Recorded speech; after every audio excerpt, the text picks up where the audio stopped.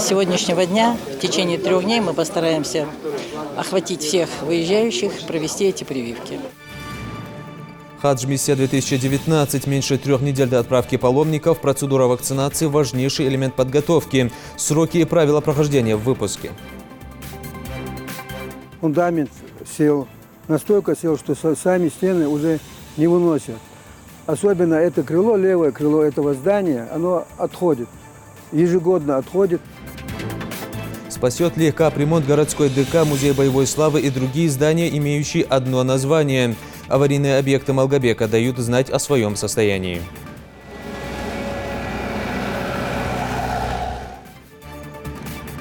Километры комфорта и безопасности. Трасса Назрань-Грозный подвергается реконструкции. Реализация нацпроекта в действии.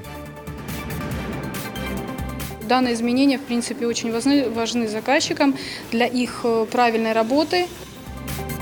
Советы экспертов как урок теории. В региональном министерстве финансов состоялся обучающий семинар для госзаказчиков. Во втором этапе у нас ожидается сейчас видеонаблюдение по городу Магаз до конца декабря месяца текущего года. Штрафующая камера – лучшая профилактика нарушений ПДД. Реализация программы «Безопасный город» в Ингушетии. Каковы результаты? Итоги подвели в Магазе.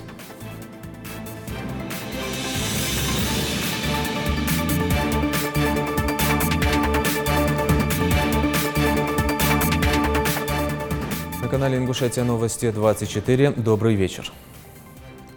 1400 паломников из Ингушетии отправятся в Королевство Саудовская Аравия уже в конце этого месяца. К этому главному путешествию в жизни каждого мусульманина будущие хаджи настраиваются с особым воодушевлением.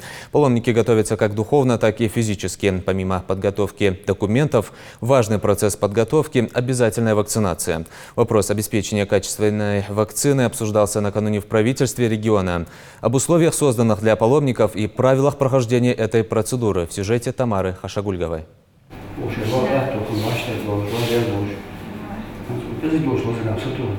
В списке счастливчиков, которым предстоит поездка в хадж, Умедгирей Тимурзиев. Это его первое паломничество к святым местам. К хаджу он готовился всю сознательную жизнь. И, наконец, в этом году у него появилась такая возможность.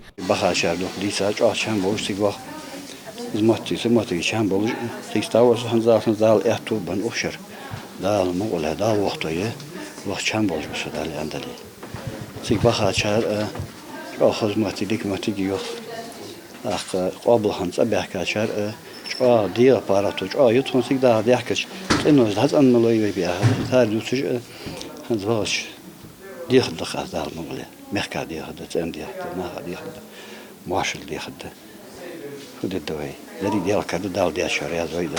А вот Иса Аушев, напротив, подходит к процедурам, обязательным перед поездкой, уже сознанием дела.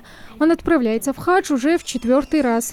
Иса уже прививался от менингита перед своим первым паломничеством. В этом году пришлось эту процедуру повторить, потому как действительно вакцина только в течение 3 лет. Но эти мелкие хлопоты ничуть не умаляют его радости перед предстоящей поездкой.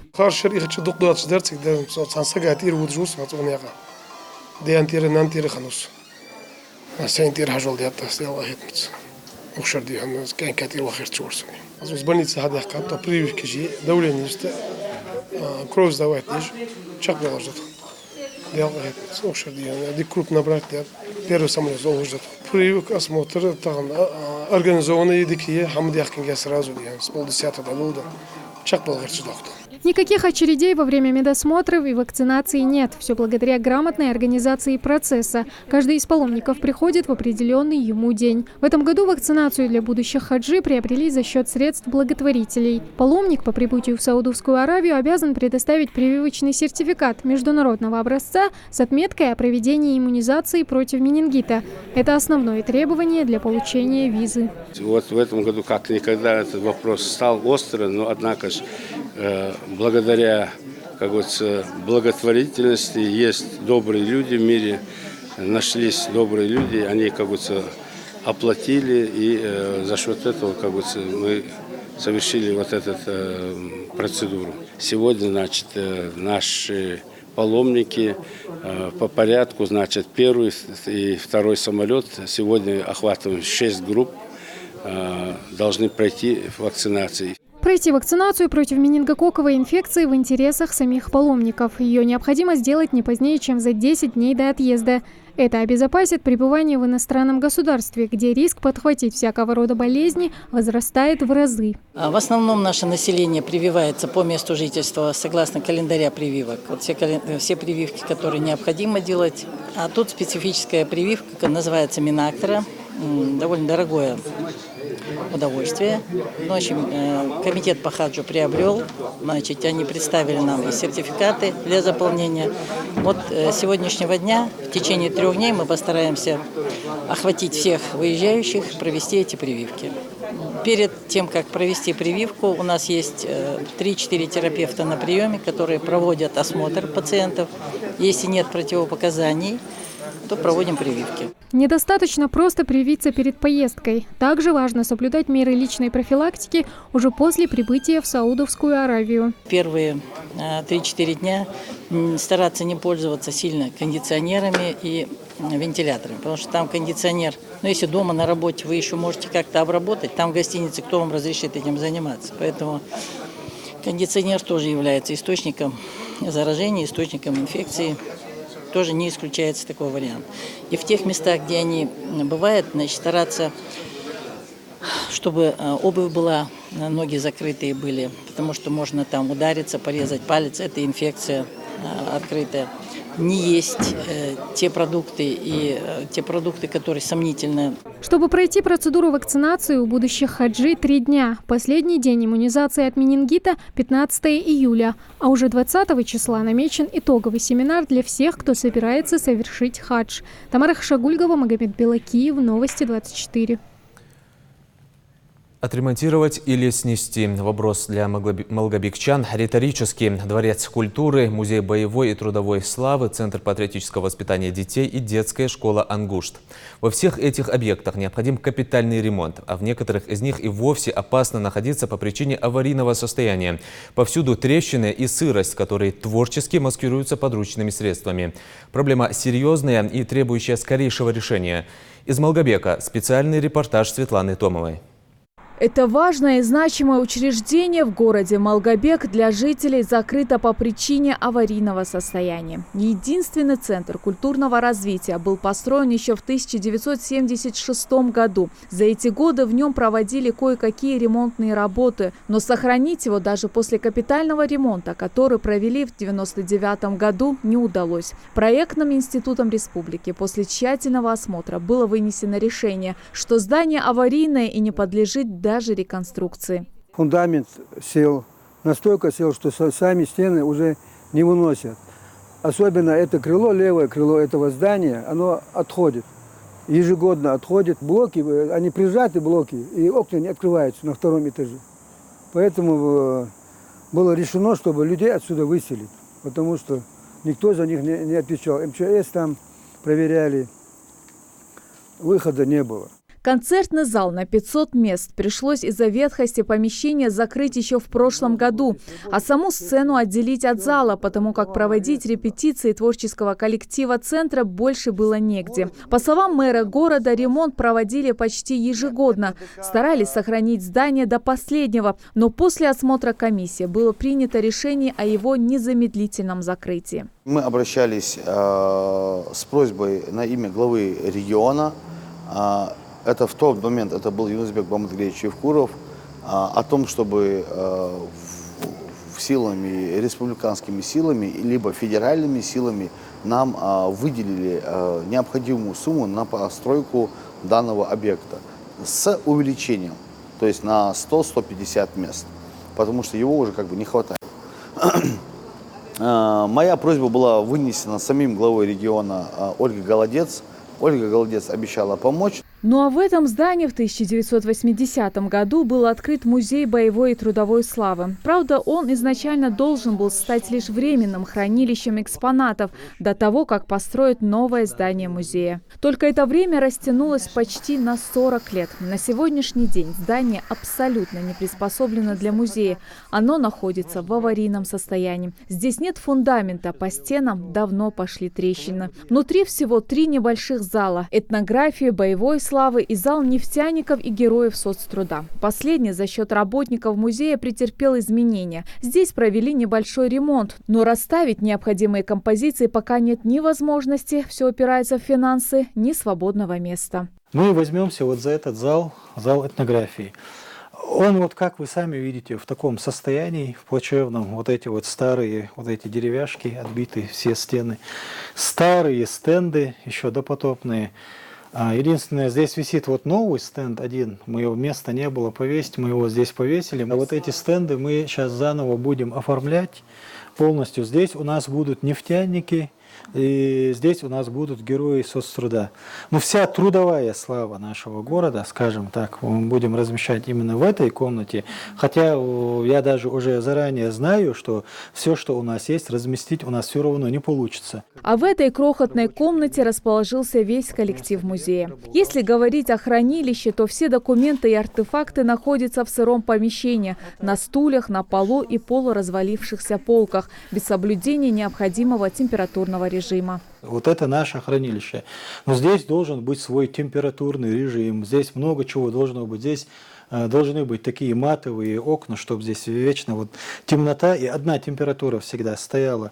Но это помещение абсолютно не приспособлено для этого. Во-первых, оно в страшно аварийном состоянии. Вот вы видите трещины, все. Эти комнаты когда-то были приделаны, поэтому здесь вот эти вот трещины, они, конструкция вот этих комнат не является капитальной. Министерство культуры нашей республики мы ходатайствовали о том, что муниципальное образование готово выделить более, так скажем, яркое место. Это в центре города. Это на территории сквера Малгобекского. Там есть определенная территория, которую нам обещали отдать нашу собственность муниципальную, а мы взамен, конечно же, хотели там построить музей. То есть мы готовы отвести сегодня территорию, мы готовы предоставить территорию, даже пусть она будет то же самое, что и здесь в парке. Но нам необходим музей, нам необходим большой, красивый музей, где будет вся история нашего города, вся история наших героев. Здесь же, в Центральном парке имени Серго Орджоникидзе, располагается военно-патриотический центр «Молодой патриот». 30 вагончиков, в которых, кроме кроватей, расставленных впритык друг к другу, и шкафа, больше никаких удобств. Ежегодно летом на каникулы сюда съезжаются дети со всей республики. А это ни много ни мало 4 смены, в каждой из которых по 150 детей. Все это уже все старое, лагерю уже 10 с лишним лет. Но основная проблема, как я говорю, это то, что в жаркий день очень душно, потому что это ДСП, это такой материал. А зимой, даже не зимой, а уже сентябрь, все уже тут находиться практически невозможно. Нам бы хотелось, чтобы наши детки могли круглый год. Тем более территория позволяет строительство отдельного герметичного здания, которое бы соответствовало всем санитарным условиям. Здесь же свою вахту несут и юноармейцы, которые, к слову, являются членами главного штаба и отвечают за все движение юнармии в СКФО. За участие и награды в различных мероприятиях Министерством обороны России ребятам подарен передвижной полевой лагерь на 150 человек. Но установить его на территории центра не представляется возможным из-за нехватки места. А вот в этом актовом зале в прошлом году своими силами поменяли пол. Если говорить о пищеблоке, то здесь также провели ремонт. Но даже несмотря на это, помещение все же требует рук мастеров. Вы даже сами, на взгляд, видите, что вся эта картина была бы очень красивой и полной, если бы здесь стояли такие разноцветные стулья, я так думаю, да, со спиночками такие красивенькие, и столы. Вот мое желание вот на данный момент вот только такое. Раньше центр находился в подведомстве Комитета по делам молодежи и только с февраля текущего года передан под юрисдикцию Министерства образования Республики. За эти несколько месяцев Минобром уже предприняты шаги, направленные на решение многолетней проблемы. Чтобы организовывать все мероприятия, принимать гостей, проводить разные мероприятия северокавказского значения, всероссийского значения, нам нужна база. Поэтому рассматривались два варианта. Были направлены письма в адрес заместителя председателя правительства и в адрес главы о том, чтобы мы предлагали разместить, построить здание на территории данного центра, где располагается сегодня юнармия, потому что территория позволяет. По поводу того, что бюджета, которого не было у движения юнармии. Да, для проведения мероприятий, для выезда детей, а мы знаем, что они очень много работают над этим, необходимо было финансирование. До сих пор они использовали небюджетные средства, и Минобразование внесло в республиканский бюджет именно статью под расходы на мероприятия, которые проводятся движением юнармии. Это более где-то 1 200 000 рублей. Такие проблемы не новые и для республиканской спортивной школы «Ангушт». Условия непригодны для проживания спортсменов. Стены выложены в один кирпичный ряд. В комнатах, кроме кроватей, больше невозможно ничего разместить из-за нехватки места. Не говоря уже об отсутствии элементарных условий. Это раздевалки и душевые с санузлами. Здесь нет удобств, нет того комфорта, который должен был быть. Ну, умывальники, душевая, значит, санузел и так далее. Дети, все условия на улице находятся. Душевой, на улице, все. Но это немножко неправильно, потому что спортсмены должны готовиться, должны учиться, должны тренироваться. В общем, им надо создавать по максимуму условий. Покрасить и зашпаклевать своими силами в школе всегда готовы, но это, тем не менее, не решает саму проблему. Именно из этой школы выпустились такие именитые футболисты, как Магомед Аздоев, Магомед Башир Горбаков и многие другие. Несмотря на не самые лучшие условия, воспитанники школы завоевывают множество медалей и кубков на различных турнирах. Я считаю, что нам необходимо построить свое здание с соответствующими условиями, потому что так не может продолжаться. Да, мы можем, это лучше, чем ничего, не более того. Я еще раз повторяю, что мы рады, что наконец-то обратили внимание на эту школу. Руководство нашей школы беспокойно. Это очень радует. Поэтому я, пользуясь случаем, хочу сказать, что нам надо в первую очередь построить здания, жилые помещения, где можно было нормально жить нашим спортсменам. И они этого заслуживают. Когда ждать перемен? Вопрос пока остается без ответа. Но работники учреждения надеются, что на их многолетние проблемы все же обратят внимание. Светлана Томова, Асхаб Белакиев, Адам Далаков. Новости 24. А теперь приятная новость. Ингушетия вошла в тройку регионов с дешевеющим жильем. В период с июня 2018 по июнь 2019 первичное жилье упало в цене только в 4 российских регионах – республиках Ингушетия и Коми, а также в Ярославской и Новгородской областях. По подсчетам аналитиков, максимально за год на 9% до 43 000 рублей подешевел квадрат в новостройках Новгородской области. В Ярославской области ценник снизился менее чем на процент до 44 000 рублей за квадратный метр. В Коми падение составило около 7%. В Ингушетии строящийся квадрат потерял в цене 4%. В июне 2019 он в среднем стоил 29 с лишним тысяч рублей. 60-тонную нагрузку сможет выдержать новая трасса Назрань-Грозный. Ее реконструкция проходит активными темпами и с учетом всех современных стандартов дорожного строительства. Протяженность полотна 4,5 километра, ширина 10 метров. Участок дороги в ремонте нуждался на протяжении нескольких лет. Сейчас реконструкция стала возможной благодаря реализации нацпроекта «Безопасные и качественные автомобильные дороги». О сроках и качестве строительства транспортной артерии репортаж Жаредат Халухоевой.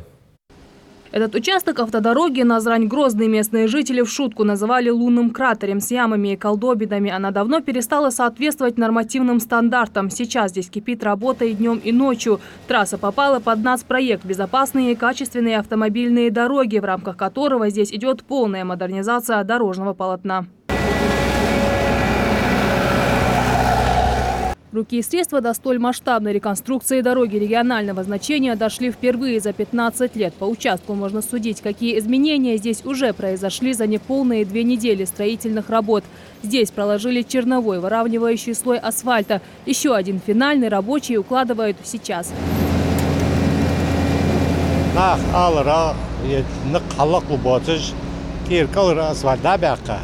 Нижний слой, верхний слой, слой асфальт будет, и он профиль чыкыйты нак чыкыйт баре. Орбаны чыкыйты жмәтигеш ханисеж уравнивающий слой же жмәткәйос. Ханис бәбене. Там, где есть неровности, придется изрядно потрудиться, говорят дорожники, но за качество рабочие ручаются. На вооружении строителей самые современные технологии. В дорожном пироге необходимо разделять слои, что уже сделано дорожниками. Постелили геотекстиль между песком и грунтом. Так они не будут смешиваться и влага будет выводиться. А чтобы нагрузка была равномерной, между песком и щебнем предусмотрели полимерную георешетку. Она работает по принципу фиксации, делает покрытие очень прочным и долговечным. Реконструкция 4-километрового участка автодороги больше местных жителей, кажется, ждали автолюбители, которым приходится проезжать здесь каждый день. Словом, их насчитывается тысячи. Увеличение транспортного потока и стало основной причиной обновления трассы. Новое полотно шириной в 10 метров способно будет выдержать нагрузку более 60 тонн, а значит, прослужит без ремонта не менее 10 лет. Для этого здесь трудится 12 единиц техники и 25 рабочих. Ведется устройство пешеходного тротуара протяженностью более 6000 метров. Также реконструкция данного участка автомобильной дороги предусматривает 6 пешеходных переходов с искусственным освещением на солнечных батареях. То есть пешеходные переходы будут обустраиваться пешеходным светофором с освещением, который будет работать от солнечных аккумуляторов. После завершения всех строительных работ участок автодороги станет безопаснее как для автолюбителей, так и пешеходов. Здесь появятся полосы торможения и разгона, асфальтированные обочины и барьерное ограждение.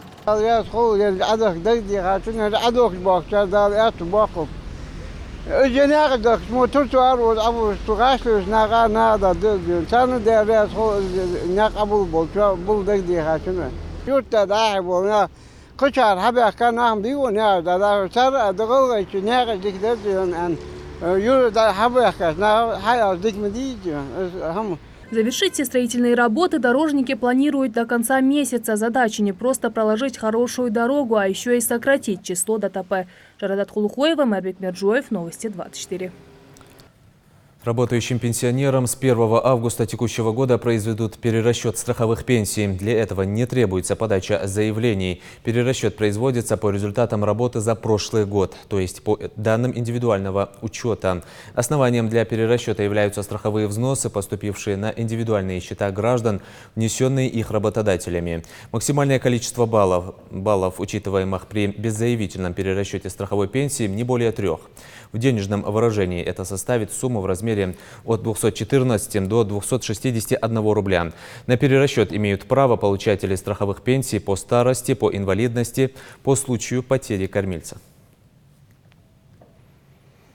А теперь о нововведениях в законе о госзакупках. Какие изменения произошли в этой сфере, рассказывают опытные эксперты. В региональном министерстве финансов состоялся обучающий семинар для госзаказчиков. На встрече обсудили последние изменения в законодательстве о государственных и муниципальных закупках, вступившие в силу с 1 июля. На одной площадке собрались представители различных министерств и ведомств региона. Тамара Хашагульгова расскажет подробнее. Федеральный закон за номером 44. Новые правила в госзакупках. Изменения и практика контрактной системы в 2019 году. От технического задания до запроса котировок. Так звучит тема семинара. Чтобы участвовать в госзакупках, необходимо знать все положения закона, а они с каждым годом претерпевают все новые изменения. Вы знаете, да, что изменили статью 34 в плане расчета неустойки. Ранее у нас неустойка была не менее 1/300, да? То есть была вот эта фраза «не менее». То есть можно было, в принципе, иногда заказчики устанавливали и 2/300, и 3/300, в принципе, это 44-й не запрещал. Теперь строго 1/300, все, без вариации на тему большего. Помогают пополнить практические и теоретические знания слушателям настоящие профессионалы своего дела. В их числе Ольга Протура, эксперт-практик в сфере закупок. На семинаре затрагивают последние изменения в сфере государственных и муниципальных закупок, новые электронные процедуры, вопросы участия в торгах по новым правилам, а также работу со счетами. Семинар включает обзор изменений, которые произошли в 44-м ФЗ в мае. в июне. И основной блок, конечно, посвящен изменениям июльским, которые затрагивают большую часть 44-го и, в частности, закупки строительства. Там довольно существенные изменения происходят, и поэтому данные изменения, в принципе, очень важны заказчикам для их правильной работы, во избежание нарушений возможных и штрафов, которыми они могут быть наказаны. На лекцию съехались представители многих организаций, министерств и ведомств республики. Все те, кто непосредственно связан с процессом организации и проведения закупок. В их числе и Рамина Асканова. Она частый гость на подобных семинарах-совещаниях. Мир не стоит на месте, законы и его положения меняются. Поэтому важно быть в курсе всего, считает она. Как только было объявлено о том, что будет семинар, мы все пришли и вот знакомимся. Как образовательная организация, конечно, меня интересовали и закупки по 93-й статье, да, у единственного поставщика. Все изменения мы прослушали, записали. Такие обучающие семинары для Министерства финансов Республики – дело привычное. В ведомстве регулярно организовывают встречи по различным темам, чтобы актуализировать компетенции работников в своих профильных сферах, будь то культура, образование, медицина или социальное обслуживание граждан. Информация будет полезна в первую очередь для самих госзаказчиков, так как зачастую у нас, к большому сожалению, на рынке есть очень много, скажем так, профессиональных откатчиков, так называемых. То есть их цель – получить какую-то преференцию, благосклонность, или какие-то дивиденды от заказчиков посредством подачи жалобы в контрольные органы. То есть механизм очень простой. Подается жалоба, например, в территориальный орган, это ФАС по Ингушетии.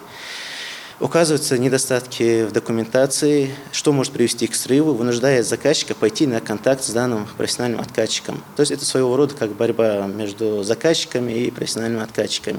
Повышение качества документации как раз-таки приводит к тому, что мы, первое, сохраняем сроки, то есть соблюдаем сроки закупки. Своевременно осуществляется строительство школы или закупается тот или иной лекарственный препарат. Приятный бонус встречи. Каждый участник семинара получает сертификат, а также брошюру с подробным разъяснением всех изменений в законе. Тамара Хашагульгова, Магомед Белакиев, Новости 24.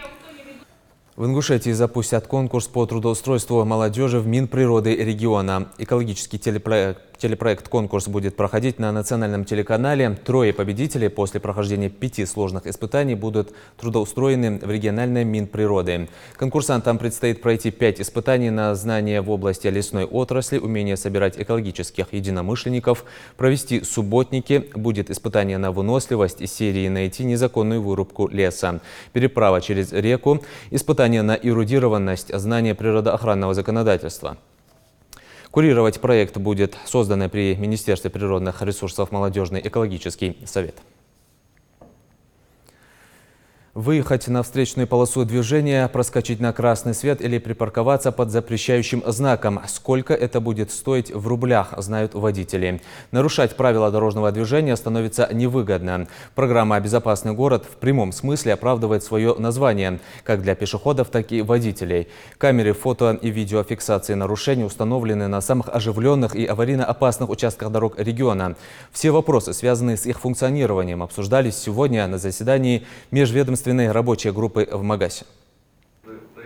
Речь идет об итогах реализации первого этапа программы «Безопасный город» в регионе. Первые ее начали внедрять в Магасе в прошлом году. Программа подразумевает устранение целого фото-видеоаппаратного комплекса в целях профилактики нарушений ПДД. Отвечает за программу организация «Безопасная республика», руководитель которой в своем выступлении делится результатами. Снижение по 3 показателям: по количеству ДТП, снижение на 20 случаев по сравнению с 2017 годом, что составляет более 9%. Число погибших на 18 человек и пострадавших на 11 человек меньше. На сегодняшний первый этап внедрения себя АПК «Безопасный город» выполнен полный, проведены следующие работы.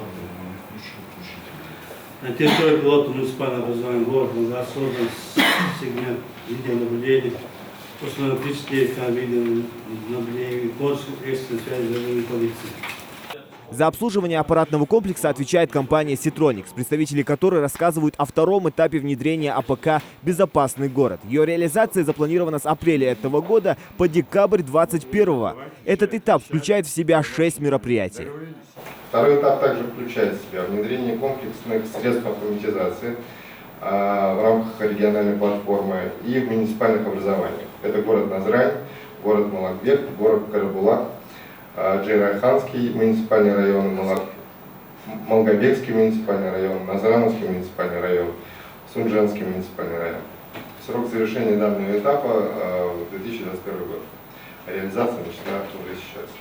Новые камеры появятся практически на всех оживленных участках городов республики. Но выбор точек, где установят камеры, не случайный. В ГИБДД предоставили целый список самых аварийно опасных участков дорог. На семинаре отмечают, главная цель программы – профилактика нарушений ПДД, а не наказание нарушителей рублем.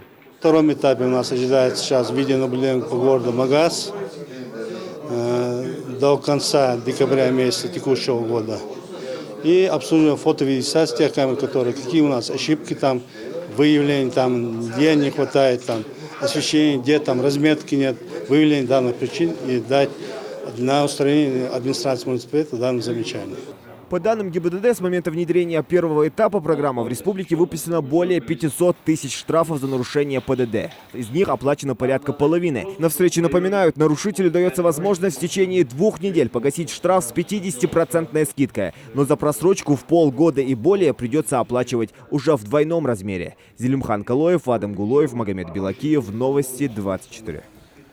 Добрый пример заразителен, полезен и сладок на вкус. У многих детей и взрослых мороженое с недавних пор ассоциируется с всенародной любимицей, пострадавшей от рук собственной тети Аишей Ажиговой. Любимое лакомство девочки стало символом сострадания и неравнодушия к случившемуся. Благотворительный флешмоб по раздаче детям мороженого запустили сразу после того, как девочка попала в больницу и с каждым днем набирает обороты. Более 3000 холодных лакомств раздали сегодня в Магасе по инициативе мецената Башира Куштова. Эстафета добра в сюжете Жаридат Халхоевой.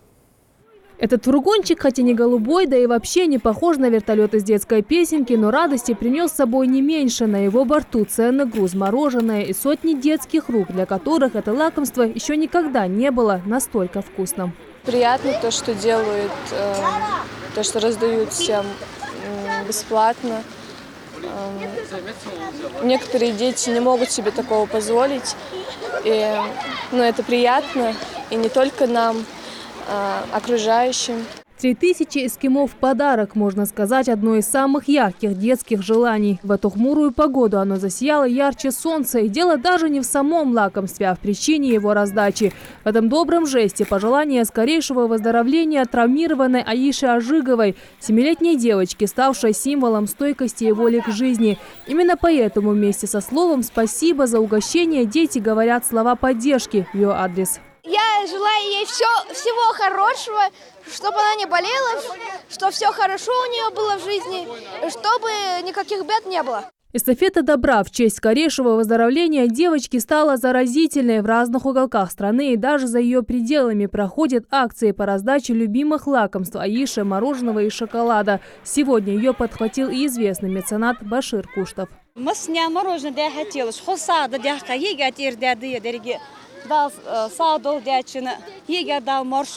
Что касается самой Аиши, свою порцию любимого лакомства она уже получила. Комплексная терапия по восстановлению девочки продолжается и уже дает результаты. По словам врачей, Аиша стала активнее и начала лучше есть. Ее лечение проходит под ежедневным контролем министра здравоохранения России и Департамента здравоохранения Москвы. Постоянно в курсе дела находится и рио главы Ингушетии Махмуд Али Калиматов. За судьбой девочки следят не только в России, но и в странах ближнего и дальнего зарубежья. Подтверждением всеобщего участия становятся такие акции.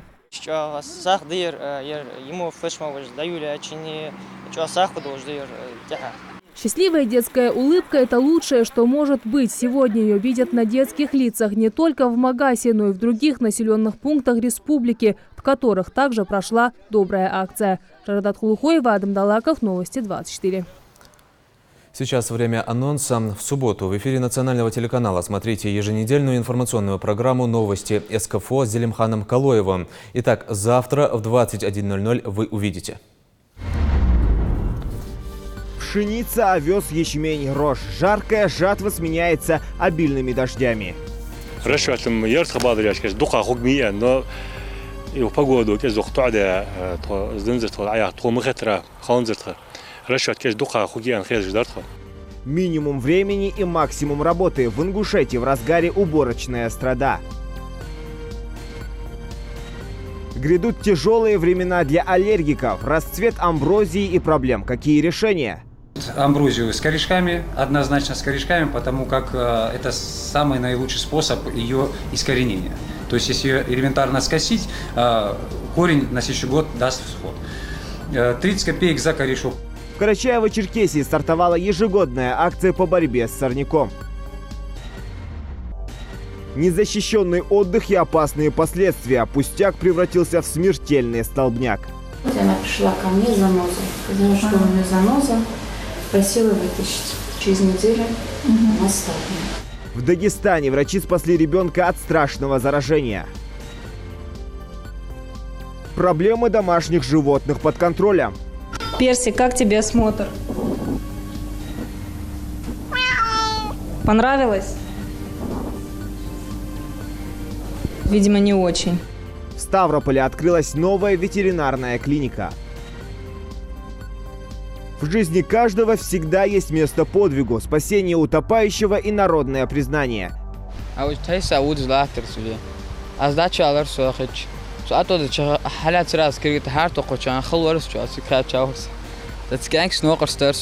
Пятнадцатилетнего парня из Ингушетии называют не иначе как героем. Об этом и не только расскажут новости Северного Кавказа. На этом наш выпуск завершен. Оставайтесь на канале Ингушетия.